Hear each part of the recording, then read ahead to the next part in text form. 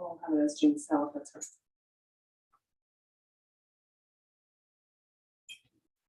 No? Did you look at Michael? I looked at your board and take it. Oh, it's my, I have her plugged in, so Oh, yeah, no other figures. Okay, bring it back. Okay. There we go. Here we go. All right.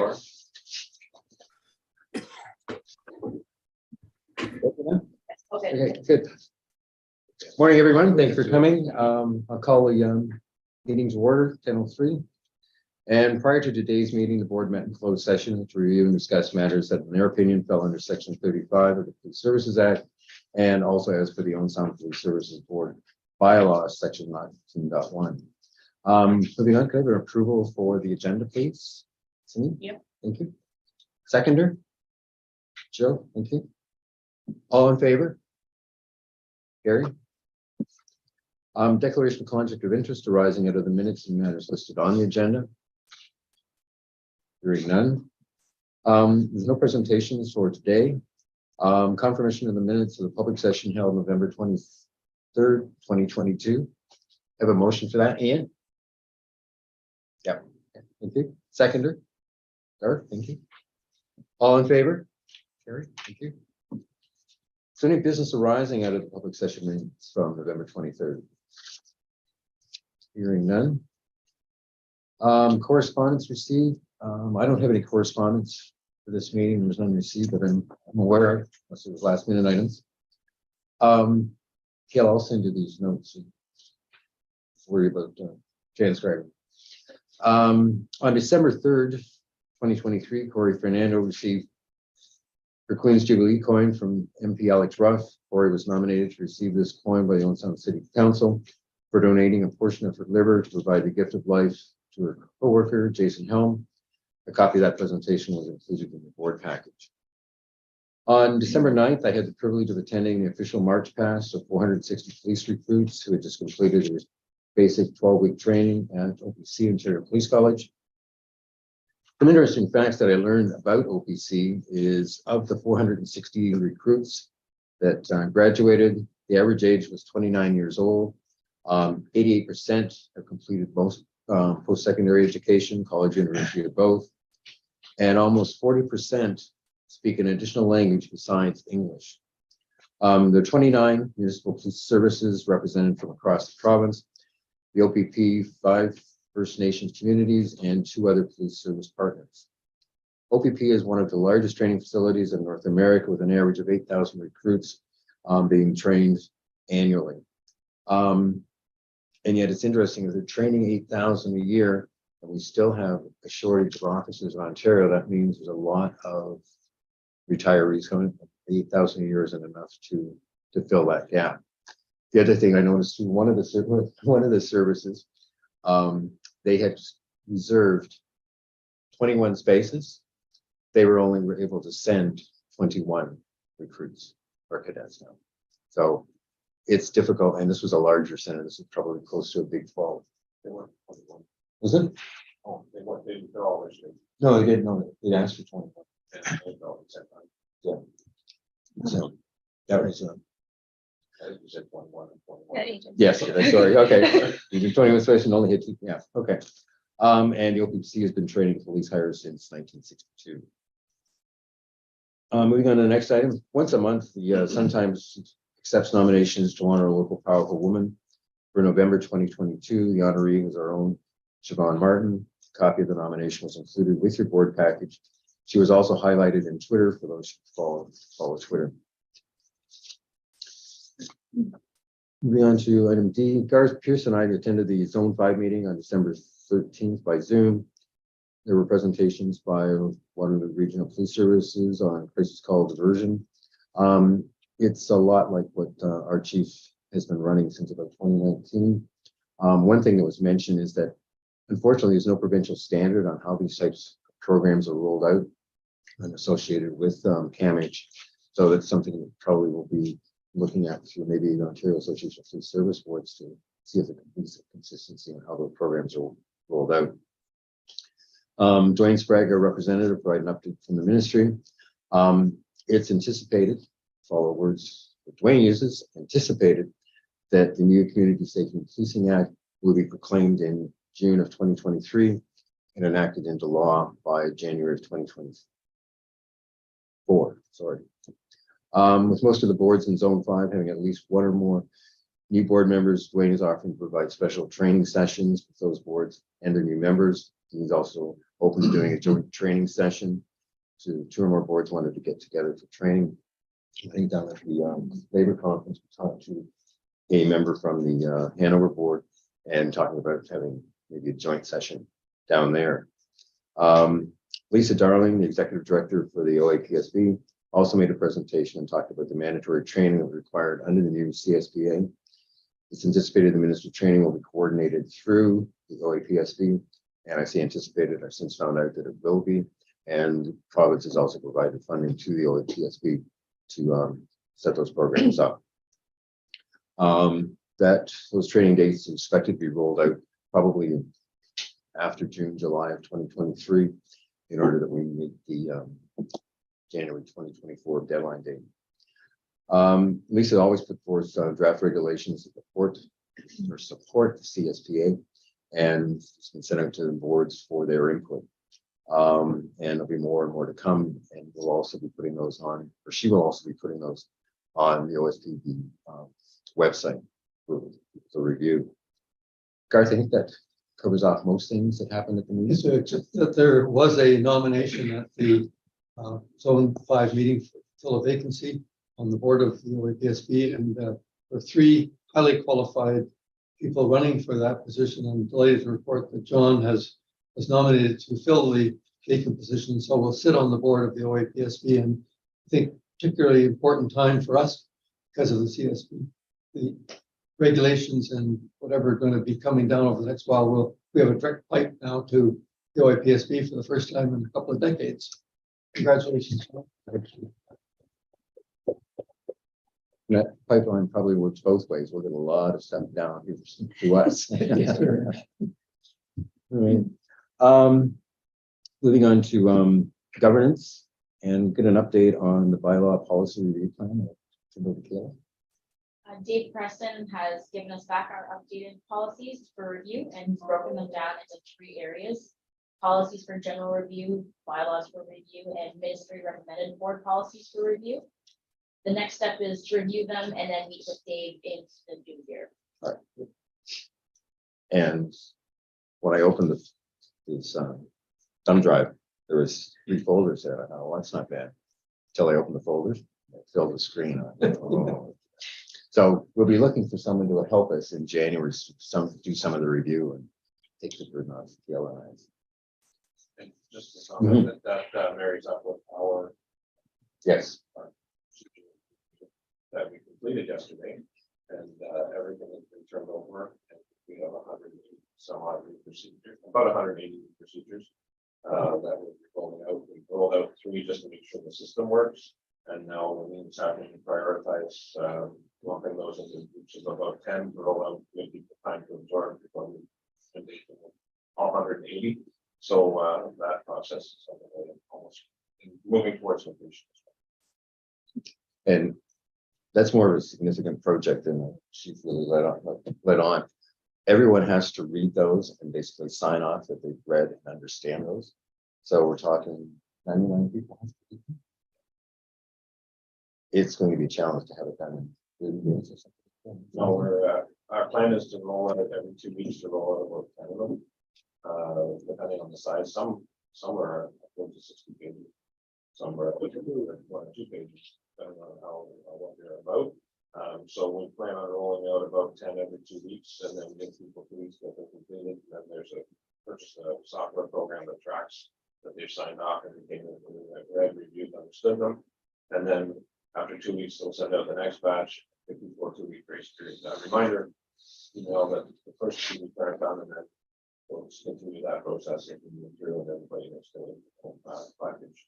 It will be 19, it will take some time, but we will be switching over, and then after they're out for 4 weeks, then we'll do a standing order to indicate that those new procedures are in effect as of a certain date, and then start switching over. Okay, good. Moving on to item number 10, reports from Inspector Bishop. We're starting with CID. Investigations, correct? One of the roles that our criminal investigations branch takes on is they maintain the sex offender, or do checks on members, persons on the sex offender registry, and also high risk offenders, which means they do very regular compliance checks on them as well. They all have terms of release. They will check on a 34-year-old Long Sound man for the sex offender registry who's not complying with one of the terms, so an arrest warrant's been put out for him. Remains at large. This next one was actually quite proud of the core unit. They, I bet you, took a full 2 weeks or more investigating this one. It's human trafficking sex offense with 2 vulnerable young females locally here, 15 and 16-year-old. The investigation ended up charging a 43-year-old Lone Sound man with all the defenses that you see there, but it was quite complex because the guy was using different apps and that sort of thing to mask his identity as he was doing a lot of the communications. They had to do a lot of contact with US companies and piece together a whole lot of stuff that required a bunch of different search warrants, production orders. It was quite complex, actually. Some of the stuff that was in there was the first time I've heard of it too. And so I'm very proud to say it worked out for them. They were able to actually apprehend this guy and local Long Sound fellow again. And anyway, charges are pending for him. So that was a great investigation for that.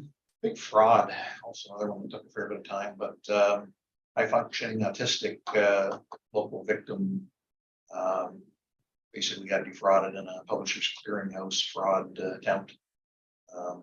Like many that we hear, got convinced that he won a large sum of money and had to, of course, make some deposits in order to access his winnings. And turns out 2021, he had sent through more than $50,000 in e-transfers through gift card purchases. Suspects are unknown at this time. The investigation is ongoing and attempt to identify the person responsible. But so often we see these, and many cases they're offshore, different parts of the world and that sort of thing. It's remains a big problem, and this is just an example of it. They also had a sex assault, basically was investigated, determined there was no grounds to believe the assault had taken place. In terms of the other things they did, we had a basically full day barricaded person early December that CIB and MHART were assisting with. MHART statistics are there in front of you. Quite a bit of training went on through the month, including our block training happened. So Detective Constable Houston is part of our training group and was spent 6 or 7 days basically doing the immediate rapid deployment training and conferences, meetings. Anyway, busy month. And just was comment on our drug overdoses. We're remaining static at 5.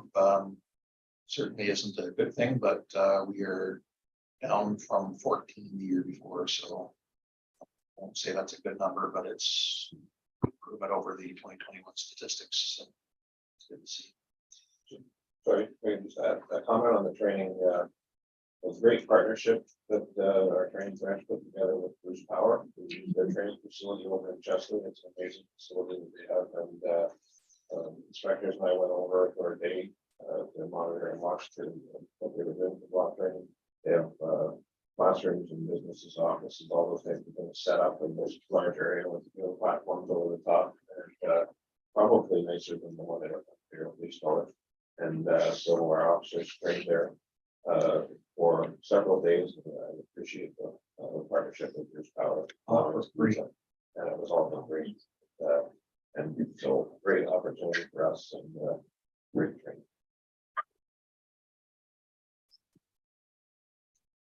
So I believe we're on to core next. Auxiliary. So November is obviously the start of the busy season for the auxiliary unit. Remembrance Day, and Santa Claus Parade, and the Festival of Northern Lights. So we had good attendance for all of those. We had 2 more for the Santa Claus Parade than we did the year before. And also on November 12th, the Pass the Hat event happened for the Special Olympics at the attack game locally here. Again, good support from the auxiliary. So November is always the start of our Salvation Army annual Christmas food drive. So there were 3 weekends, Food Basics, Metro, and Zaire's, which happened right into early December. We didn't have the stats for the time for this report. However, probably not surprisingly, we are down both on food and cash donations, which I believe is a sign of the times here. So this year's donations were 1,830 pounds of food and $4,797, almost $5,000, which is still a great outcome, but just in comparison, so last year was a big year, 6,600 pounds of food and $5,500 in donations. So they still did really well, given that everybody knows what's going on with food prices and the economy right now. So great job by the auxiliary. That'll be reported on a little bit further next month. Total number of hours, 167.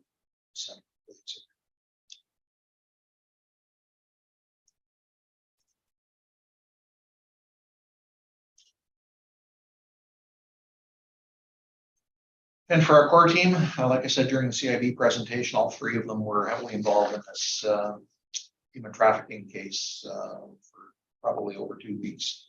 That was their main job. Angela Reed, one of our patrol officers, coordinated a commercial motor vehicle enforcement day, which CORE assisted with. So we had Ministry of Transportation, Ministry of Finance, and DOPP all partnering on a day where they were doing basically pulling and doing inspections on commercial motor vehicles, ensuring that safeties and paperwork and all that sort of things running. And the result of that was 35 inspections done, 31 charges, 16 warnings, 2 license plate removals included for unsafe vehicles, and 8 vehicles taken out of service. Women's Center, Grey Bruce, that working closely with the managing staff, that's in relation to the trafficking case. They've listed their foot patrol locations. Just at the top, we had 4.5 hours of foot patrol. Down a little bit, obviously, the large investigation they did for the better part of the month.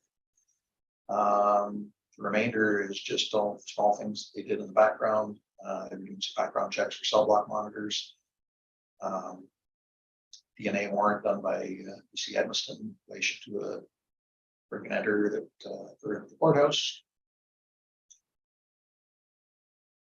They list a little bit more detail on the human trafficking investigation. And they continue to work fairly heavily with Grey County Housing with respect to the number of issues that they have with many of their properties. In terms of trying to cut some of those off before they become police calls. Absolutely any questions? That's the core.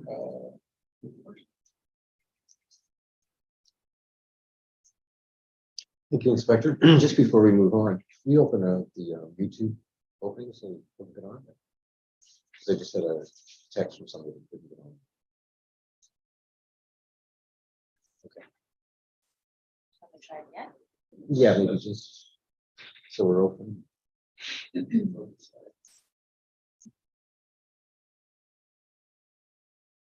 It's very live streaming. Oh, okay. Maybe they didn't sound that correct. All right, good. Moving on to Inspector Flynn. Thank you. So starting with collision statistics, in November, we had 56 collisions, 29 on the east side, 10 on the west side, 17 in the parking lots, and 10 failed remain collisions. 22 of those total collisions were looked after by the Collision Reporting Center, and 34 investigated by our officers. Moving on to community services, Jason was again very busy in his role there. Some of the highlights of the work they did has been working with the city on Hockey Day in Canada, preparations, a big event coming up in January. Special Olympics event that was held down at Bayshore Past the Hat, which was very successful. He's also been planning the polar plunge, which will occur in January. Also working up at the Upstreet Resource Center with the some of the residents up there in the resource center, working with the local school boards. He was involved in the Kiwanis Santa Claus Parade. He's also been working with Georgian College and the international students, providing them with information, presentations on law and policing. Some of the presentations he gave, there's Georgian College, a presentation on diversity and policing, a presentation to the Rotary, to Grey County on short-term shelter and housing issues, and also the REACH program on common frauds at Christmas time. There's also a couple of media spots that he and the chief participated in, CFOS, the open line on the police service Citizens Police Academy, which will be starting soon, and also on Rogers Cable. And you can see some of the pictures there from the month. Jason Cranny on the No Good Way campaign and discouraging use of the R word, and a picture of the chief and Matthew Post at the Pass the Hat night when they both participated in dropping the puck for that game, and Buster and our CSO vehicle at the Santa Claus Parade. There's no questions. I'll move on to lost hours and training. Excuse me, Yes. how many attendees are going to be in the academy? How many? Yeah. For the citizens. 21 per one. We're full. We have a waiting list. It's great. Thank you. So there was, during the month, there was 12 full-time members who reported sick or injured for a total of 24 shifts and 252 hours. There was 2 members on WSIB for a total number of 240 hours. One of the members on WSIB is working modified duties and another remains long-term. And 2 members are on LTD. For training, we had 2 recruits that were doing their basic training at OPC, and they've now graduated. One member attended a pedestrian-involved collision course. One member on the drug investigation course, 1 member on the search warrant course. 2 members attended the introduction to intelligence course. I have 2 members here, but it's actually 3 that attended the human trafficking conference, and all frontline members completed the immediate rapid deployment training at Bruce Power Training. Just a comment for on the training. I think it's important to highlight here that the drug investigation course, the search warrant course, don't know what intelligence officer, but and the 3 attending the human trafficking conference, recommended. So intelligence officer included David, grant funded. All those other courses are grant funded, so they're being paid for through successful grant applications. So Next part of intelligence officer is CIS service charges. We have to just pay the cost. combination of mileage. It's a free course. So it appears to be a significant amount of training, but the nice thing about it is that the successful is being funded from the government, so it doesn't cost.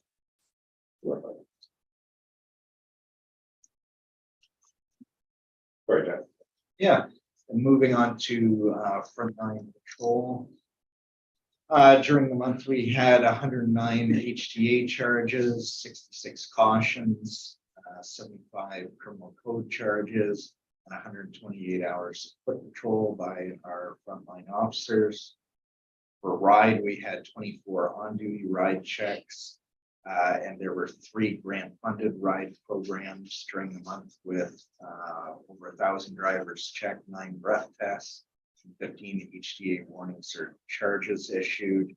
And in the regular ride programs, we had 1,433 drivers checked, 9 breath tests, and 18 HDA charges or warnings issued, and 1 impaired driving charge laid during.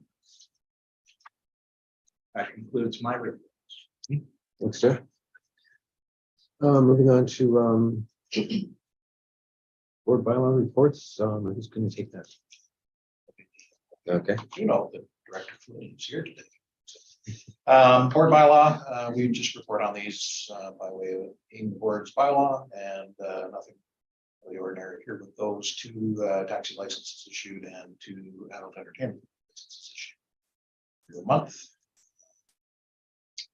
To the court report, 45 persons in custody appeared by audio. 1,156 special counsel total hours for the month. We do the year-over-year comparisons. They're up again. A lot of that is they seem to be running a bit of a hybrid model here now, where more things are being opened up in the courthouse.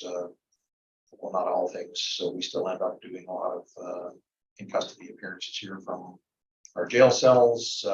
Meanwhile, the courts are starting to open front more trials and things up there, which kind of doubles up on our requirements to provide security. So hoping to see maybe something change in the new year with that. Hopefully, that's what I have there.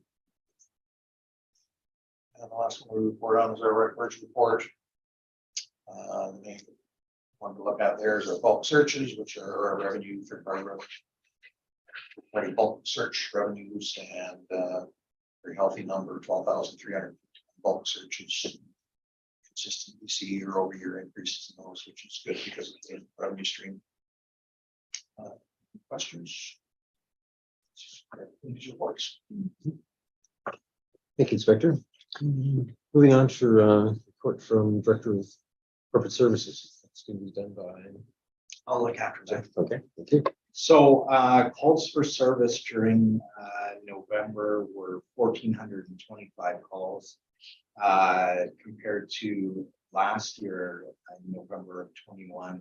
We had 1,266 calls. That's a 11.8% increase for the same time period, and over the entire year up to the end of November, we've seen a 6.65% overall increase in calls for service. So fairly. So when you get up to that high a number, 6% increase is a bigger number than it is. You've got a lower number of calls at a baseline. Yeah, it really is the type of calls too. I mean, I've dealt with 2 barricaded persons in the last month or 2, which sometimes we're getting them maybe once a year kind of thing. We've got quite a number of SIU events and everything else on it, just because of the severity of the calls that we're going to, the outcomes from them. It just it's not just the 6% call increase. I think we're certainly seeing the types of calls picking up on us as well. It's very. Remind me again, number 9. What's the number 9 column? Class. After the fact. Oh, okay. Yeah. Right. Yeah. Sorry. Alternate response. Yeah. Yeah. Okay. So there's a lot of those. 27 to 47. Okay. Good. Thank you. Sorry, the significant one as well is the priority 0, which are the highest priority. And you see those are 6.4. So that's in progress responding.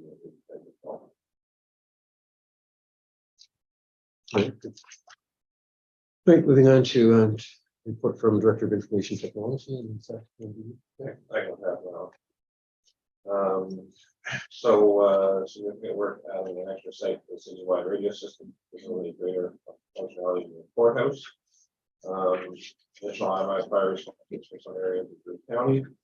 Upgrades to the alternate communication center regarding security requirements and getting that activated. One Chris attended the annual Office Users Group meeting in Toronto, and also the annual Security Committee meeting. Jeff also attended on my behalf, at the user group meeting. The LPR tablet acquisition for the West Gray, upgrades to our live scan system for some of our partners and ourselves, and completion of migration of the Chatsworth Fire Department to the county-wide radio system and Great County Transportation. So that requires some reprogramming our comm center to facilitate that change. And as well, Chris is because they have a lot of IT and capital operations who can assist with the budget on that part of it. Busy month for the IT individuals. Moving on then to financials. I handed it out. Apologies, I handed it out this morning. Paper copy, and the ink is probably still wet. Completion date was earlier this morning, but go through. There are a couple of things. If Emily's away, there are some changes that everything in red has been updated last month. So our grant related expenses, and things are fire paging revenues have been updated. The invoice weren't sent in November, but they've now been sent out. And then all the capital has been updated. The new person in finance, where some of those numbers come from, and but it doesn't affect the overall bottom line. Currently, it's looking at a surplus of variance, or sorry, a deficit variance of 190,000. But in November, due to the changeover in financial individuals, I just last week invoiced over $175,000 in invoices. They go out.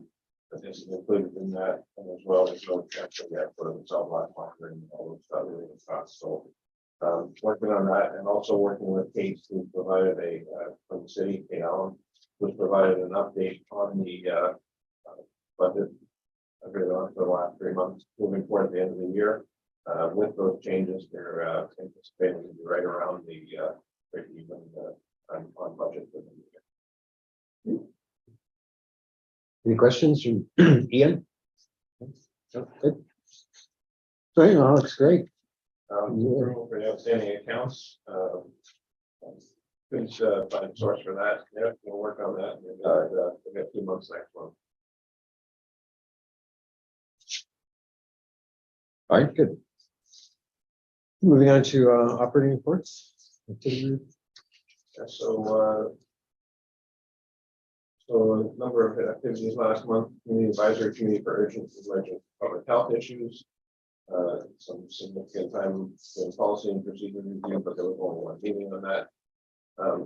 Recently been appointed to the Ontario Association of Groups of Police to the NG 911 interagency panel that's working with police, fire, and ambulance on the implementation. That's guidelines, oversight, governance, all those issues. So that took some significant time, and we're moving forward as we get closer to the NG 911 implementation. But it's good to be involved in that group on a provincial, province-wide basis, so that we know what's going on moving forward, and significant governance oversight issues that are going to be coming. Our reduction meeting, we spent several hours doing business planning on behalf of the board. Met with the city on development charges, and 2 days of the labor conference with the chair. Remembrance Day parade, the Special Olympics OHL hockey game that you saw with Jason Crane's report, for the presentation of the Rotary Club of Owen Sound. Significant time preparing and doing the budget. Open line on CFOS. Several meetings with some of our contracted individuals for the dispatch. Santa Claus parade, and after that, we're going to staff barbecue for all the volunteers who came out that night as well. Swearing in the city council. Great County Life on Rogers Television. Kind of the swearing in for the Water Region Police Service's new chief with Inspector Bishop. We had a member appreciation event and attended the OSPSB CEO dinner with the Solicitor General on CEO Day for several presentations. My activity outside the Northwest.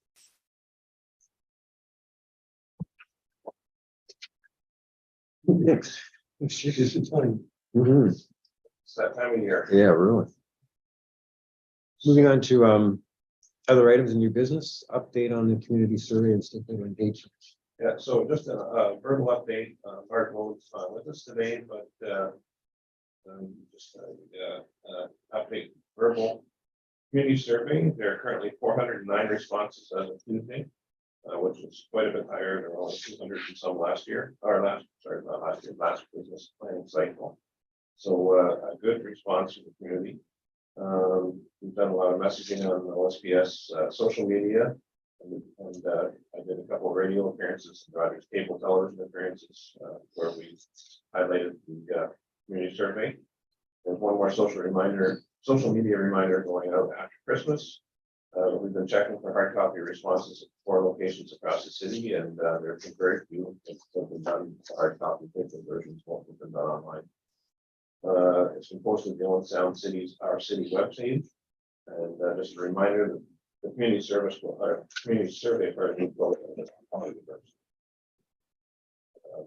stakeholder engagement, we won the survey with our partners offering locations for hard copy pickup and drop off, example the Legion Library and Wyatt. The inspectors and I have also been promoting the survey at different meetings, including the River District and BIA, and Core and MPART have reached out to their partner agencies. The CSO is promoting the drug survey with Reach, CMHA, Great County Resource Center, and we've also been to reach out to high schools to encourage youth participation. That's the update on the community survey, and the member survey has been completed, and we'll bring that forward to the planning. Yeah, I think we're meeting on January 13th over the updates, the results of the survey. I think moving on to OSOR compliance report. Yeah, so compliance report every year, the OPP and the Ontario Sex Offender Registry come and do an audit and go through how we're managing our files, and they do it throughout the province at all services. And I can report that Special Constable Fernando, they recognize the great job that she's doing on maintaining our updates and compliance, and that we are now at a compliance rate of 97%, just above the preferential average of 96.5. Given the number that we have, that's probably one individual or that's responsible for that 3% variance, and there are a number of reasons why that might be not 100%, just based on people moving, people not being able to relocate us, things like that. So very, very complimentary, and provide complimentary letter to us about the great job.